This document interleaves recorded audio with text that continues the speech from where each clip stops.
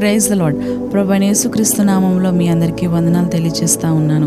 పరిశుద్ధ గ్రంథంలో నుంచి 2 కొరింథీయులకు రాసిన పత్రిక 13వ అధ్యాయము 4వ వచనం. బలహీనతను బట్టి ఆయన సిలువ వేయబడను గాని దేవుని శక్తిని బట్టి జీవించుచున్నాడు.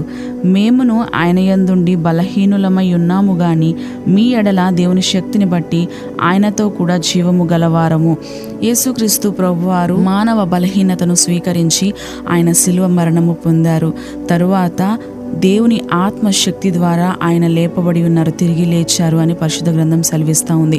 యేసుక్రీస్తు ప్రభువారు సిలువ మరణము, అదే విధముగా సమాధి చేయబడతాము ఒక ఓటమిగా ఉంటుంది. ఎవరికి అనంటే తెలియనటువంటి వారికి, దేవుని ఎరుగనటువంటి వారికి, ఆయన యొక్క రక్తము యొక్క విలువను ఎరుగనటువంటి వారికి అలా అనిపిస్తూ ఉంటుంది. ఇది ఒక ఓటమి, ఇది ఒక గెలుపు కాదు అని అనుకుంటా ఉంటారు. కానీ పరిశుద్ధ గ్రంథ లేఖనాల్లో మనం చూస్తే రక్షింపబడుచున్న ప్రతి ఒక్క పాపికి అది దేవుని యొక్క శక్తి అయి ఉన్నది అని. అయితే బలహీనత అనేది ఓటమి కాదు అనేది అపోస్తలుడైనటువంటి పౌలు గారు ఇక్కడ చెప్తా ఉన్నారు. మన యొక్క బలహీనతల విషయంలో మనం ఇదే ఓటమి, ఇంక ఇదే బలహీనత, నేను ఇంకేమీ చేయలేను అని అనుకుంటా ఉంటాము. కానీ దేవుడే ఆ యొక్క మానవ బలహీనతలను మన యొక్క శరీరంలో అనుమతిస్తారు. ఎందుకు అనంటే ఆ యొక్క బలహీనతలలో నుంచే కేవలం క్రీస్తు యొక్క శక్తి సంపూర్ణమగుతున్నట్లుగా, పరిపూర్ణం అవ్వడానికి, కనుపరచడానికి, ఆయన యొక్క శక్తి సంపూర్ణం అవ్వడానికి మన యొక్క శరీరంలో మానవ బలహీనతలను ఆయన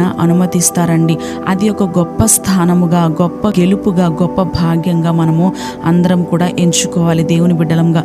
ఎందుకంటే ఈ యొక్క బలహీనత వచ్చిందంటే నా యొక్క ఈ బలహీనతల నుంచి దేవుని యొక్క శక్తి ఖచ్చితంగా కనుపరచబడుతుంది అని.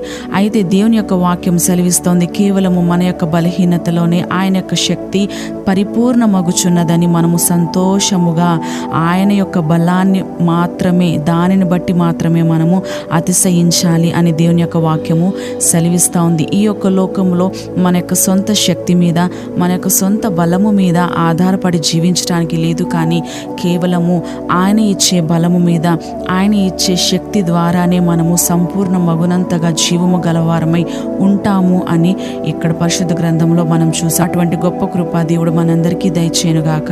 ఆమేన్.